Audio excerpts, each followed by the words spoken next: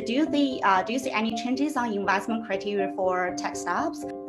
Yeah, what I would say is that we're seeing that a lot of founders are coming into our program with particular passions around issues that they want to solve, and where we're seeing particular growth is in fintech and SaaS-based solutions, and where we're not, we had an amazing startup a few cohorts ago who was looking at a migration solution, which would have been fantastic under normal circumstances, but obviously COVID had just hit. And unfortunately, it wasn't something that we could pursue with.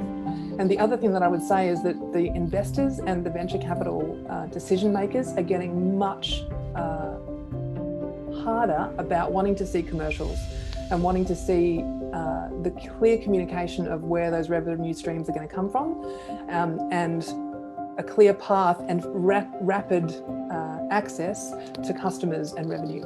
So I think the speed to MVP and growth needs to be faster in this period rather than slow. And so that you've got to pick areas that are growing, because there are areas that are growing economically in this space. We can see them, Amazon and anything that has to do with delivering online or platforms like Zoom has gone gangbusters, obviously. It's our new normal now. So it's taking advantage of those opportunities during this time, but also looking at a business that is going to be sustainable beyond this. They are really talking about not only about secure funds, but also how to survive, how to keep your team running consistently. So building a resilience models are really important. So Shihira, what's your advice for founders out there on that question? Like how to motivate your remote working team to keep the efficiency? For me, one of my favorite books of all time, and some of you may be familiar, is The 48 Laws of Power by Robert Greene. And my favorite law is plan to the end. And this has been something that I've applied both in my personal life and professional life, and particularly in startup. The ability to plan to the end is key, because what that allows you to do is play out every possible scenario that your business may face, say in the case of trying to raise capital, in a good case scenario, which is often what we focus all our efforts and attention on, is the successful closing of a round. But, planning for scenario B, C, D, and preparing yourself with what that actually looks like, having a contingency plan in mind.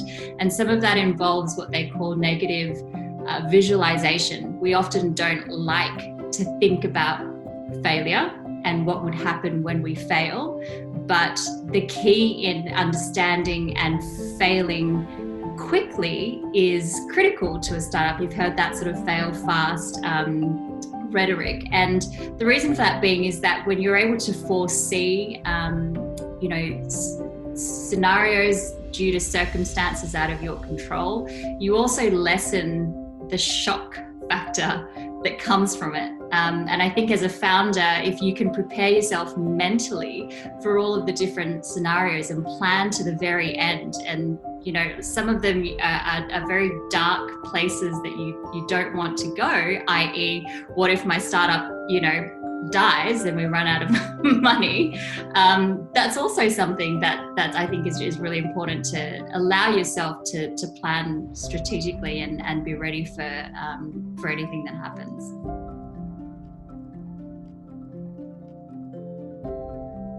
Anyone want to share your thoughts on how to build a resilient team that responds to those unexpected circumstances quickly and efficiently? Said working as a team, being able to motivate staff members during this difficult period, nurturing their physical and mental well-being as well.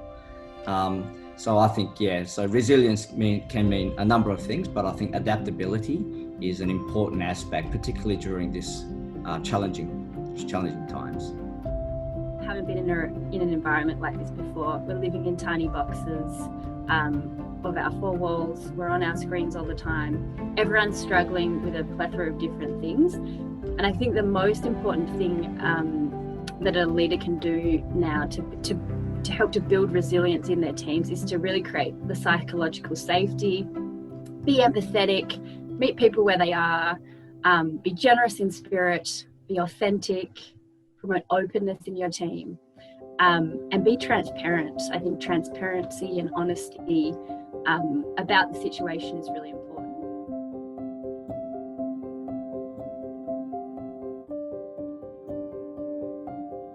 Any questions for a startup who is in idea stage?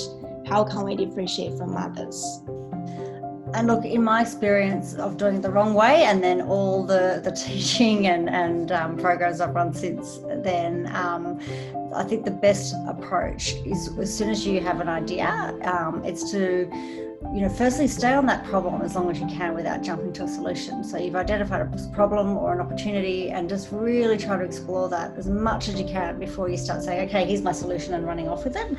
And then, talking to potential customers in as many as you can in as many different ways. And there's many different ways you can talk to customers, but it might be even like a Facebook test to see unbiased sort of reactions to different ideas, or you might ask some questions about not so much whether would you do this, but have you done something like this, just to get indications on behaviour, and just really keep trying to hone the problem and really understand what the problem is, and even the problem underlying the problem as a first point, and really getting that customer feedback really early on before you start spending money on designing up some sort of solution.